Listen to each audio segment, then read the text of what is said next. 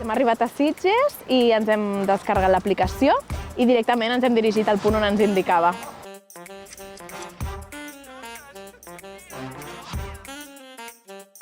El que més m'ha agradat és que a través del joc aquest de pistes i d'anar canviant d'ubicació et permet conèixer tots els racons, els carrerons de Sitges, que a vegades si tu fas una volteta doncs no vas i els trobes, vas pels carrers principals. I així doncs vas pels carreronets i veus les coses més curioses del poble.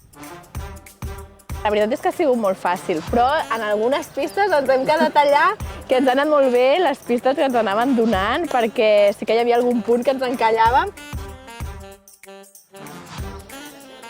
Però bueno, t'ho posa molt fàcil, t'ho expliquen molt bé, et donen allò que necessites per poder-ho fer de forma lleugera i molt còmoda, gaudir-ho, i és això, ho pots fer tant amb amics com amb família. Sí, perquè hi ha com enigmes de diferents nivells, hi ha uns que has de pensar més, hi ha els altres que són més a través d'imatges que pots compartir amb família, amb els més petits, sí.